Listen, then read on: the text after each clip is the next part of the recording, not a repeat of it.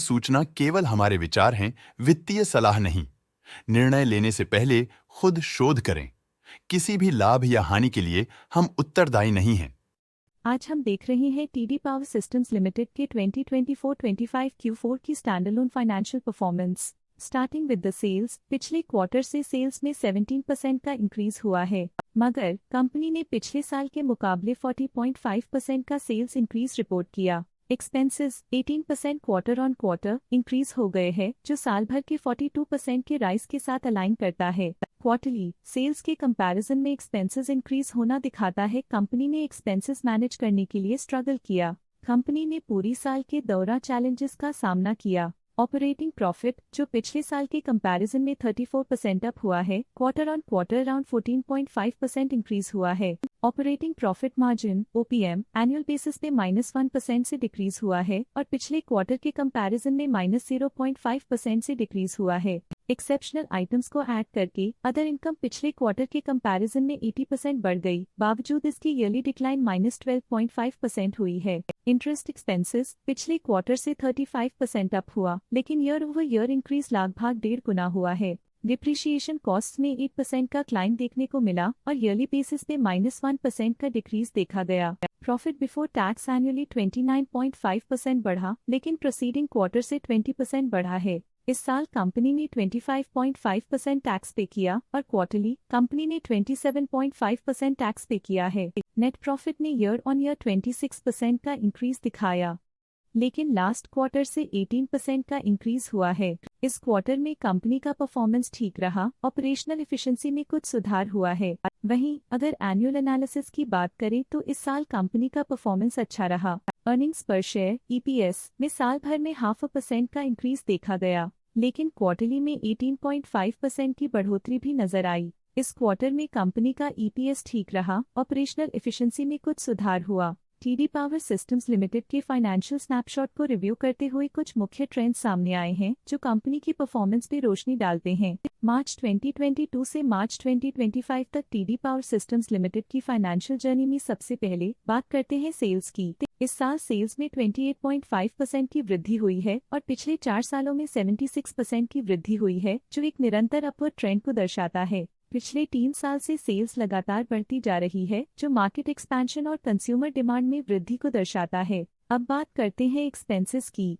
इस साल एक्सपेंसेस 28.5% बढ़े हैं और 4 सालों में 65% का इजाफा हुआ है। इस साल हालांकि एक्सपेंसेस सेल्स से थोड़ा ज्यादा बढ़े हैं, मगर ग्रोथ रेट्स का करीब होना स्टेडी ऑपरेशनल कॉस्ट को दर्शाता है। ऑपरेटिंग प्रॉफिट का सफर स्टेडली ऊपर चढ़ रहा है। इस साल 28.5% की बढ़ोतरी के साथ और पिछले 4 सालों में लगभग 1.5 गुना का नोटिसेबल राइज हुआ है। पिछले 3 साल से ऑपरेटिंग प्रॉफिट लगातार बढ़ रहा है, जो कॉस्ट मैनेजमेंट और ऑपरेशनल कुशलता को दर्शाता है। नेट प्रॉफिट का सफर ऊपर की ओर चल पड़ा है। इस साल 24% की चढ़ाई के साथ पिछले 4 सालों में लगभग 2 गुना की शानदार वृद्धि हुई है। पिछले 3 साल से नेट प्रॉफिट लगातार बढ़ रहा है, जो फाइनेंशियल हेल्थ को मजबूती देते हुए इन्वेस्टर्स का ध्यान आकर्षित करता है। इस साल EPS में 24% की वृद्धि हुई, हालांकि पिछले 4 सालों में -44% की गिरावट देखी गई है। लगातार 2 साल की गिरावट के बाद इस साल EPS में वृद्धि प्रॉफिटेबिलिटी में रिकवरी के शुरुआती साइंस देती है।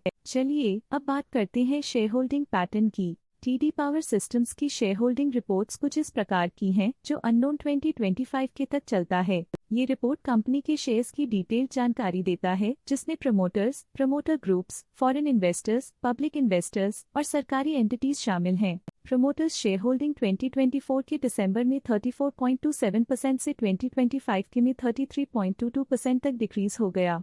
ये डिक्रीज दिखाता है कि इस टाइम पीरियड में कंपनी पे प्रमोटर्स का कंट्रोल कमजोर हुआ है। पब्लिक द्वारा हेल्ड शेयर्स का परसेंटेज 21.03% से इंक्रीज होकर 2025 के में 22.75% तक का इंक्रीज से देखा गया।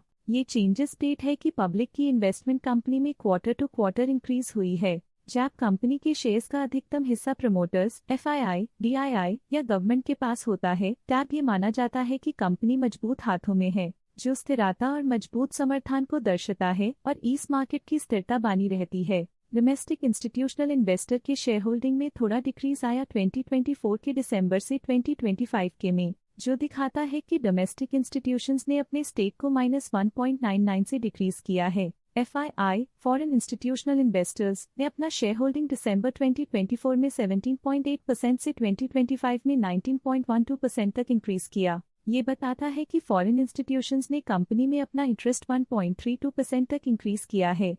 ये था कंपनी का करंट शेयर होल्डिंग पैटर्न। आइए देखते हैं इस क्वार्टर के प्रमोटर डील्स ने बाजार को किस तरह प्रभावित किया है। 21 मार्च 2025 को सगीर मोहिब खीरीचा ने 4000 शेयर्स खरीदे 356.05 रुपीस पर यूनिट के हिसाब से, जिसका टोटल था 14.2 लाख। 17 मार्च 2025 को सगीर मोहिब खीरीचा ने 5000 शेयर्स खरीद लिए 321.52 रुपीस पर यूनिट के हिसाब से, जिसका टोटल था 16.1 लाख। 13 मार्च 2025 को आर्य शंकरन कुमार ने 2000 शेयर्स खरीदे 349.33 रुपीस पर यूनिट के हिसाब से, जिसका टोटल था 7 लाख। 13 मार्च 2025 को सगीर मोहिब खीरीचा ने 5000 शेयर्स इन्वेस्ट किया 336.99 रुपीस पर यूनिट के हिसाब से, जिसका टोटल था 16.8 लाख। 11 मार्च 2025 को आर्य शंकरन कुमार ने 4000 शेयर्स अपने पोर्टफोलियो में शामिल किए 351.26 रुपीस पर यूनिट के हिसाब से, जिसका टोटल था 14.1 लाख। 11 मार्च 2025 को सगीर मोहिब खीरीचा ने 15,000 शेयर्स खरीदे 353.62 रुपीस पर यूनिट के हिसाब से, जिसका टोटल था 53 लाख। 7 मार्च 2025 को सगीर मोहिब खीरीचा ने 11,000 शेयर्स खरीदे 337.85 रुपीस पर यूनिट के हिसाब से, जिसका टोटल था 37.2 लाख। उम्मीद करते हैं कि इस क्वार्टर के प्रमोटर डील्स का ये विश्लेषण आपको पसंद आया होगा और उपयोगी लगा होगा। इस सेगमेंट में हम आपको ले चलते हैं इस क्वार्टर के कुछ विशेष FII डील्स की ओर। 21 मार्च 2025 को the Vanguard group incorporated AC Vanguard total international stock index fund ने 8.2 लाख शेयर्स अपने पोर्टफोलियो में शामिल किए 392.53 रुपीस पर यूनिट के हिसाब से, जिसका टोटल 32.4 करोड़ था। तो ये थी इस क्वार्टर की कुछ सर्वाधिक चर्चित FII डील्स जो दिखाती है बाजार के नए रुझान। आज के लिए फाइनेंशियल सेक्टर में इतना ही। देखने के लिए धन्यवाद। स्टॉक लेटेस्ट न्यूज अपडेट के लिए चैनल को सब्सक्राइब करें और वीडियो को लाइक एंड शेयर करें।